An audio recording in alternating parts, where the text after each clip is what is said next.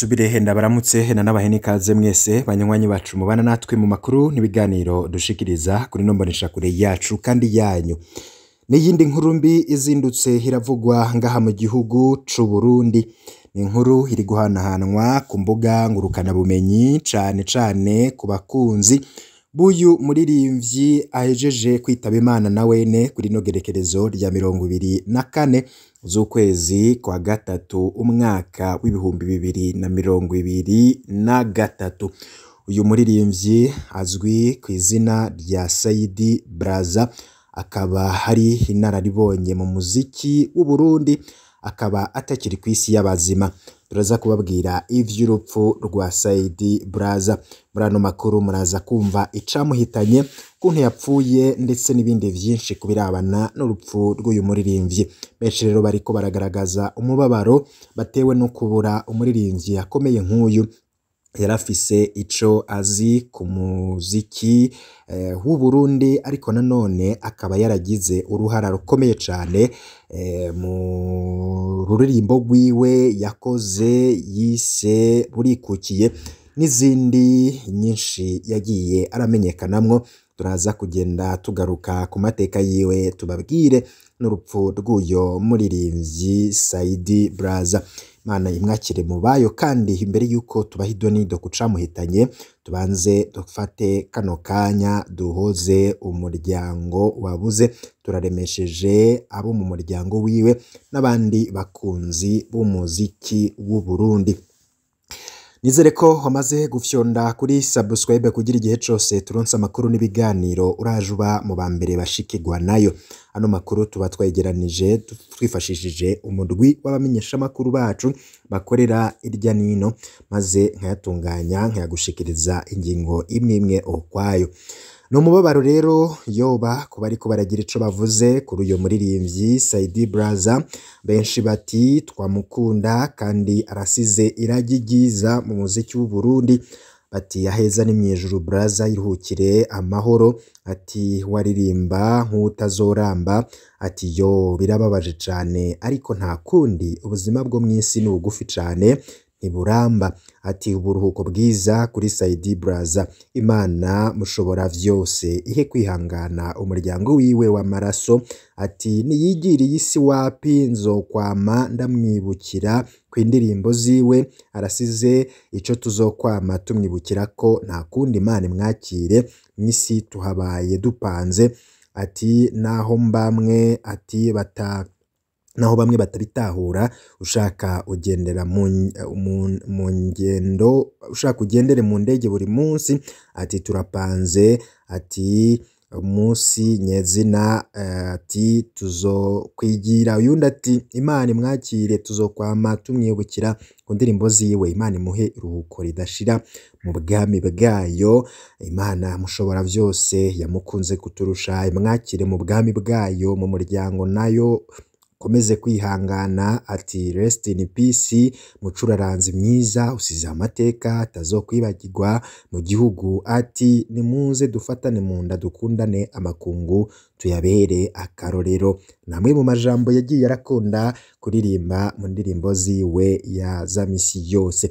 Benshi rero bababajwe n'urupfu rwa Saidi Braza. Muti yoba yapfuye gute, azize iki, amakuru avuga iki? Nkuko mubizi rero, iyo tumenye amakuru nk'aya turagerageza kurondera irya nino kugira tumenye ibindi biba vyinyegeje inyuma yaho. Benshi ku mbuga ngurukana bumenyi bagiye baravuga ibitandukanye. Benshi bati uyu muririmvyi twamukunda, ariko agiye akiri muto gose, yarafise kinini co guterera mu muziki w'u Burundi. Tukaba twagerageje kumenya icoba camuhitanye n'ibindi kuri kahise kiwe. Abatari bake mushobora no kuba mubizi, kuko ari umuntu rurangiranwa yamenyekanye. Saidi Braza, inkuru y'umubabaro ku muryango w'abaririmvyi n'umuryango wa Saidi Braza mu ntara ya Ngozi, nuko iyo nararibonye mu muziki itakiri mu mwuka w'abazima. Akaba yari yamenyekanye kuva mu myaka ya za 90, aho yasohora indirimbo ya mbere afise imyaka 16 gusa. Mu nyuma yaririmbye izindi nyinshi zakunzwe cane, imwe mu ndirimbo ziwe zamenyekanye cane kandi zigakundwa n'abarundi benshi n'abandi bakunda umuziki, akaba ari indirimbo yise Burikukiye. Iyi ndirimbo yaramenyekanye cane, iravuzwa cane iyo hageze guhimbaza ukwikukira k'Uburundi. Hari n'iyindi izwi aho aguma abaza ati mbega ibibazo dufise bizoshira, wenda ibibazo dufise bizoshira. Agiye rero akiri muto, akaba afise imyaka 48, afise imyaka 48, tukaba twabamenyesha ko urupfu rw'uwo muririmbyi rwabereye muri bimwe mu bitaro vyo mu ntara ya Ngozi.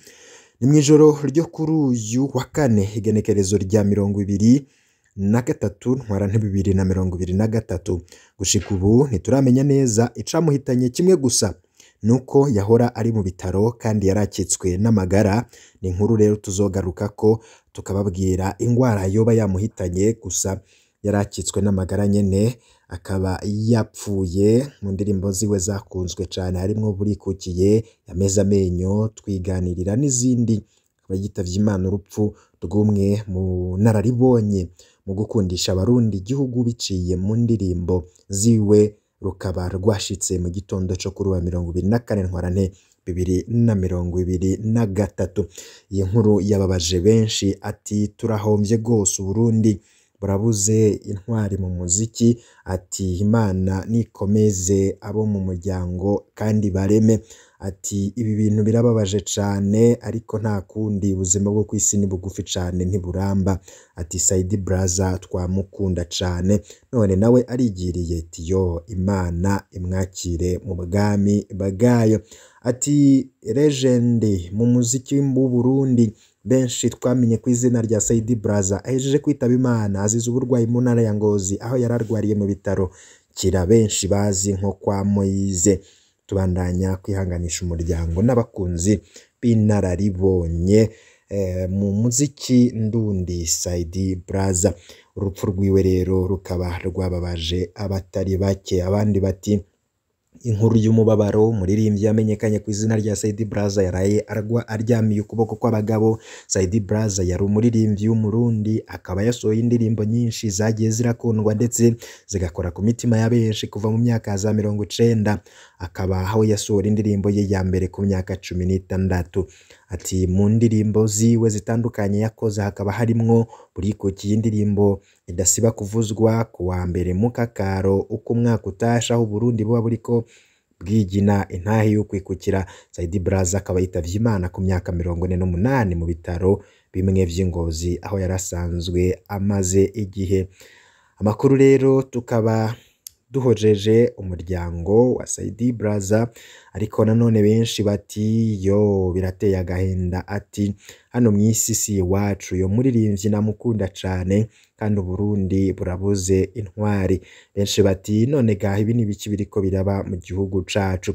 Ati abantu bari gupfa cane. Ati ejo nibwo mwatubwira inkuru y'umwana wa Gervas Ndirakobuca yapfuye aguye muri piscine. Yakuba umushikiranganji wa mbere w'u Burundi Gervas Ndirakobuca yabuze kibondo biturutse ku isanganya ry'amazi. Umwana w'umukobwa wa nyakubahwa General Ndirakobuca yitavye Imana aho yahitanywe n'amazi yo muri piscine aho yariko yinezereza n'umuryango wiwe. Umukuru w'igihugu c'u Burundi akaba yahojeje umushikiranganji wiwe.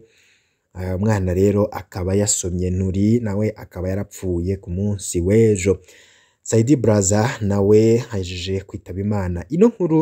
Zino ni inkuru zibabaje cane ziriko ziravugwa, impfu zitandukanye ziriko ziravugwa. Saidi Braza umuririmbyi w'umukambwe yahitanywe n'ingwara itatangajwe iyo ariyo, yaramaze iminsi akitswe n'amagara mu bitaro vy'Ingozi nyuma yo kubura inararibonye mu gukina amareresi ya Ninde.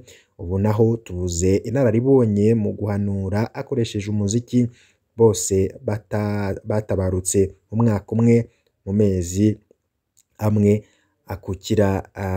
akurikirana bakaba baguye ingozi. Amwe mu majambo ya Saidi Braza: iyi si yarahindutse yameze amenyo yameze ayera. Ati twese turi ingenzi iyo wibutse ko urupfu ruriho kandi ruzogushikako nawe vyanke bikunde hari ico ubona ukwiye gukosora ugihema w'abazima.